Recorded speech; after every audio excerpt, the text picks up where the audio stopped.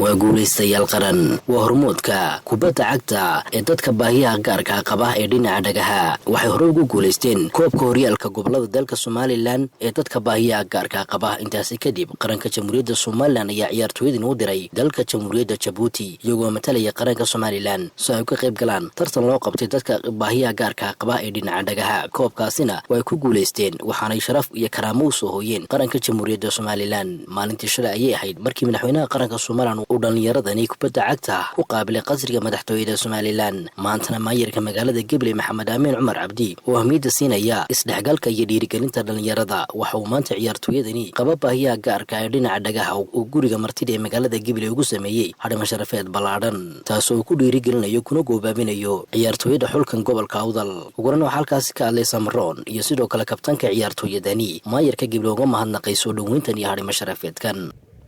maayarka oo runtii maanta marti sharaftan qada sharaftan isagu leh annaga waxay noo tahay sharaf inaan maanta gobolkii joogno Gabley ciyaaruhuna sideedaba waa wax xadadka baabi'iyo weeyaan runtii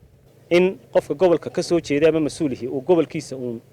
hadduu qadaysiinayo hadduu cashaysiinayo hadduu wax siinayaba ay ku ekaado laakiin lama arag qof masalan gobolka Gabley oo tusaale ahaan oo baran wax siin kara ma jireen maanta taasi waxay muujinaysaa in maayarku ku dhiiraday in uu tuso isboortigu qiimaha uu leeyahay ama ciyaaro waan ugu mahadnaqaynaa annaga sharaf bay noo tahay in halkan maanta ku hakanno 2016 mar baan ku hakannay waagii gobolka uu qaaday gobolada runtii markaa wax badan oo siyaasaddu inaga kharibtay waxaan jecelahay inay isboortigu inoo hagaajiyo insha Allah hadii la yiraahdo caadi ahaan bayskiigu wuxuu ahaa Awdal laakiin xadka marka la dhaafay Somaliland baa la noqonaya runtii anigu waxaan ahay kabtanka dadka baahiyaha gaarka qaba ee dhanka dhagaha ee gobolka Awdal buur si qurux badan baad noo soo dhaweyseen wadna sharafteen waa markii ugu horeysay group sana kala uu ku soo dhawaaday buur Gabley dad yacni baahi gaar leh lagu soo dhaweeyo iyagoo awal waan sii dhaafi jirnay soo dhaafi jirnay koobkii gobolada xataa markaan soo ciyaarnay waan sii dhaafnay laakiin maanta sharaf bay noo tahay buur in lagu qaabilo lagu soo dhaweeyo gobolkii Gabley insha Allah waxaan rajaynaynaa buur in Somaliland goboladooda dhan ay sida noqdaan oo marka la isii dhaxmarayo la isii soo dhaweeyo soo kale waxa halkaas ka hadlay gudoomiyaha xiriirka kubadda cagta Fuad iyo sidoo kale agaasimaha waaxda qorsheynta wasaaradda horumarinta ciyaaraha ee Somaliland Mustafa runtii maanta waxa halkan nagu soo dhaweeyay anagoo hogaaminayna kooxdii ku guuleysatay koobkii ka dhacay Djibouti oo baahiyaha gaarka maayirka Gabley oo runtii ni dadaal badana oo wax kasto qofka bilaadanki markuu dadaalayo wax kasto dadaalayo markuu arko isaguna qaybtiisu ka qaadanaya maayirku halkan ugu qabtay qada sharaftaasi maayiraad baad ugu mahadsan tahay soo dhaweynta halkaad ku soo dhaweysay kooxdan aanu hogaaminayno kumana iloobi doonaan qadada halkaad ugu samaysay maanta waxa ay sii mareen oo nasiib u yeeshay gobolkii cagaarnaa dadka inta badan gobolka cagaaran buu yaqaan laakiin maanta waxaan waa gobolkii gobonimada waxaynu u leenahay gobollo badan casuumadii ay qaabil lahaayeen ayay gobolkan runtii u duba iyagu runtii qabteen iyagoo maanta matalaya gobolada dalka oo dhan maadaama marinkii Awdal ay tahay Gabley sidaa daraadeedna barasaabka iyo meeyarkaba runtii waxay wakiil ka yihiin dalka oo dhan iyagoo labadan gobol runtii taariikh gaar ah ka dhaxayso anoo kale ku hadlaya magacii xiriirka kubadda cagta ee dalka oo dhan runtii waan idinka gudoonay Gabley waxa halkaas ka hadlay maayirka magaalada Gabley Maxamed Amiin Cumar Cabdi bartaabukanka gobolka Alcaase sharaf bay noo tahay inaanu idinku qaabilo magaalada Gabley oo maanta qada sharaf ku leedihiin aanu idinku maamuusano gobol ahaan idinku sharfano idinku qiimeynano runtii magaca aad qarankiina u soo hoyseen iyo dadaalka weyn ee sameyseen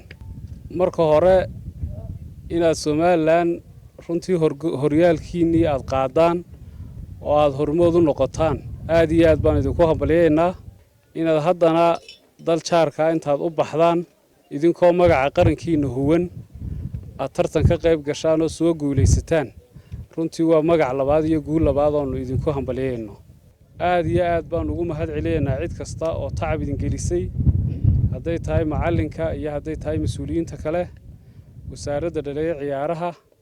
aad iyo aad baan idinku hambalyeynaa dareenkaasina runtii waa dareen farxadeed oo aad ku baraarujinaysaan dhalinyar fara badan oo rag iyo hablaba leh oo baahida ay qabaan darteed u haysta inay dadka gaabis